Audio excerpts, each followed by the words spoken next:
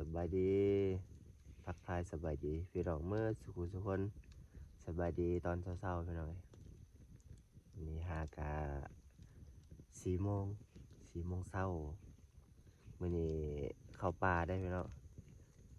กลับมาป่ากับทีมงาน3 คนมื่อนี้พากันมา3 คนพอดีนายพรานเพิ่นพามาเบิ่งกรมให้กับบ่ไกลปานใดบ่ไกลจากบ้านปานใดเก้ยกินกาแฟน้ำเช้าจักโมงไปเฮาจังได๋เข้ากรมให้ อันนี้4 โมงก็ไป 4 โมงก็ไปเนาะ คิดว่าคือ4 โมงเขาเรียกอะไรพวกบาง บ่ทันตื่นเลยหัวหน้าใหญ่เพิ่นบ่ทันตื่น อากาศเย็นพากันนั่งพิงไฟก่อน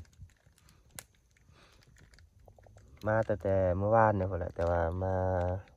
มาค่ำนำฮอดพี่ค่ำก็บ่ได้ถ่ายแล้วบ่ได้ถ่ายคลิปให้พี่น้องเบิ่ง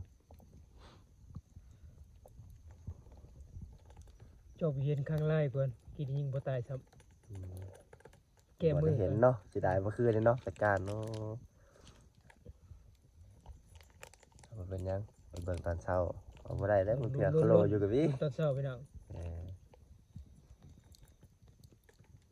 เอาทีมงานพี่โบบ่เคยพลาดนะพี่น้องพลาดคืนนี้บ่ถึก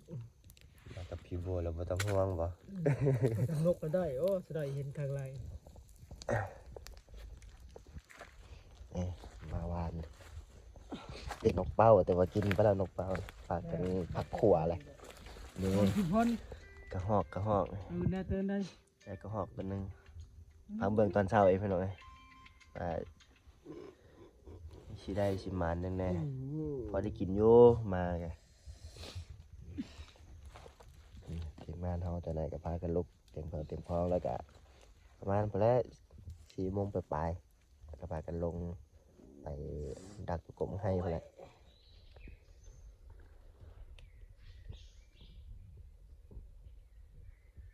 มาพกนกกบมาให้มาเบิ่งกระหอกกระบอกเขามื้อนี้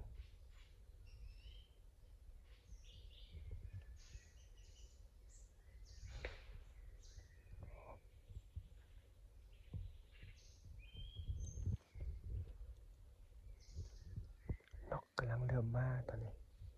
นกเป่าก็เข้ากบมาให้บ่สูงปานใดเรียบร้อยแล้ว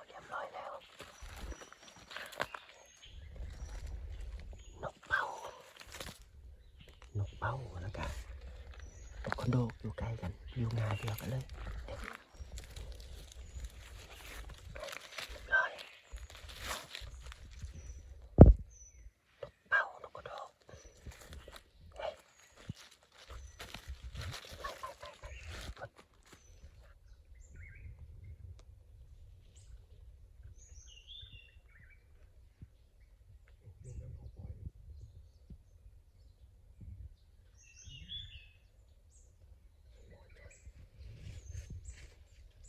นกเข้าบ่หลายเนาะ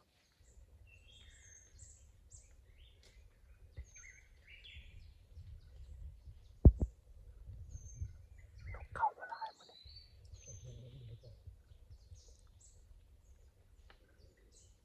นกเขียว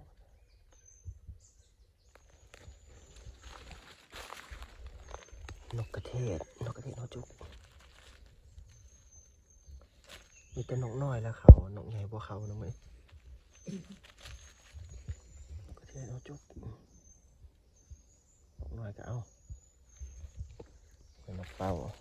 นกบ่เขาเนาะนกกระเทศ ตาเลยตะพนพามานี่นกเข้ากันเสื่อมกันมาตายรถ เป้าเขา2-3 ตัวนึงมื้อนี้ แย่แบบนี้ พอจะได้กินแล้วมื้อนี้เนาะ โอ้ตะพนตัวกันเลย นก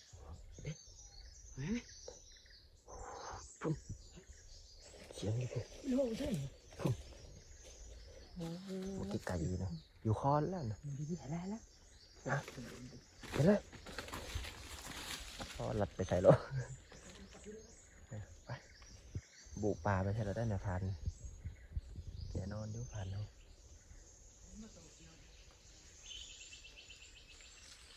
ไป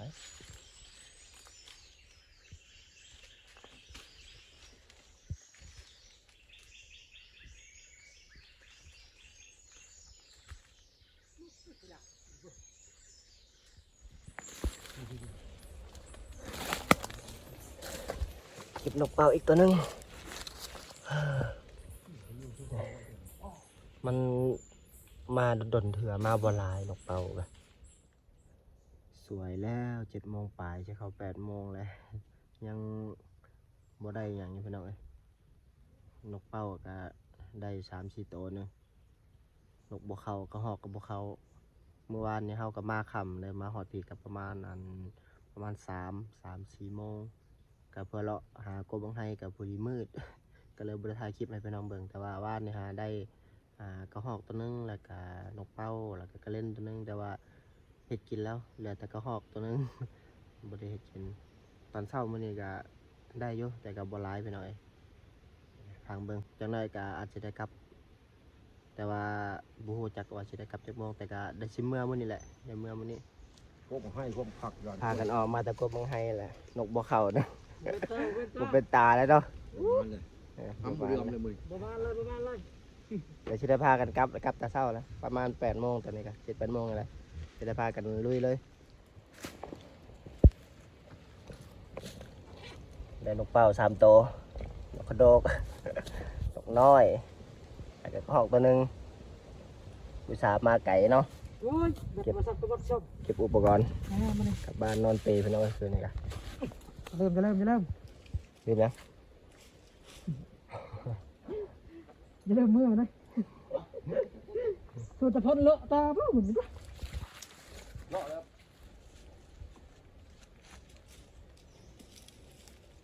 อยู่บ่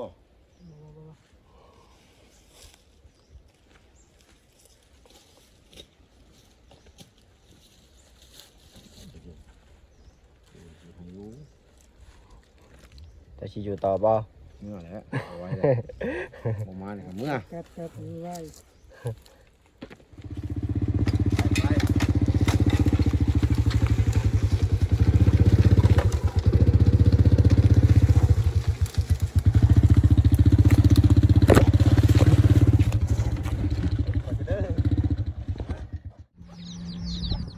ตัดภาพมาทางนี้ก็กลับมาหอดเฮือนแล้วเด้อพี่น้องเอ้ย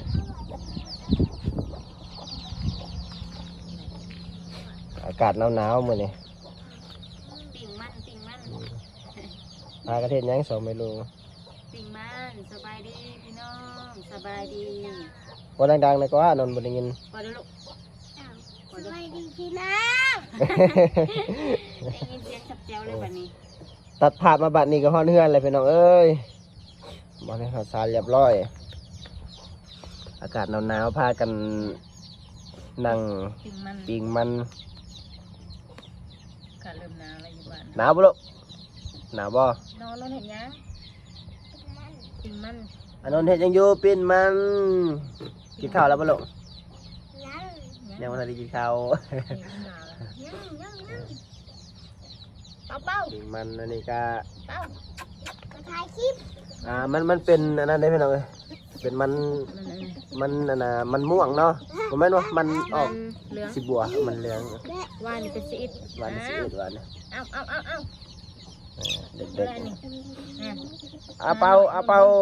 ว้ายเอาอะโกสมติ เป็ดไก่ยำยำ โม่ง เบิ่งเลย จะกัดเป็ดกัดไก่เลยอย่างนี้บ่เห็นเป็ดไก่หลายจะกัดได้หมดนี่เนาะ แม่มีบัวไข่ ยังทันได้กินข้าว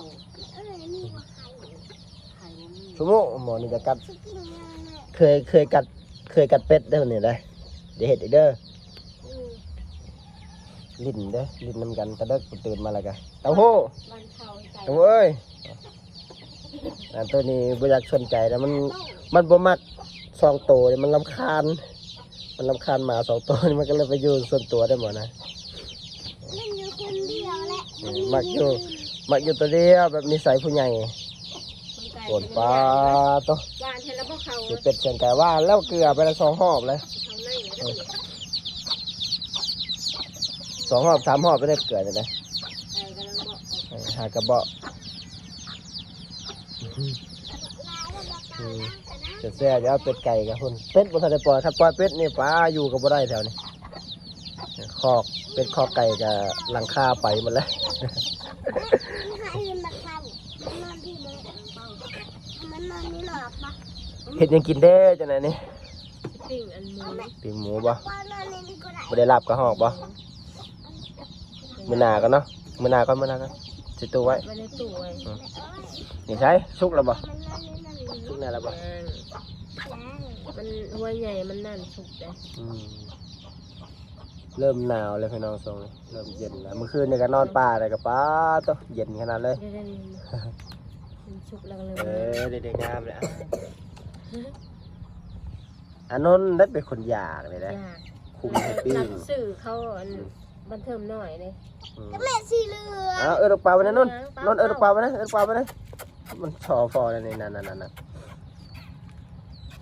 อ๋อเปล่า ขอมือแน่ ขอมือนี่งามเนี่ย แล้วก็มันเห็ดเป็นกับมือ อืม มันอย่างว่ามันก็เป็น เปล่าเอ้ยเดี๋ยวเอาก็มักแล้วมาหยอกหมูมักก็ได้เอาเบิ้งตีมันก็เบิ้ง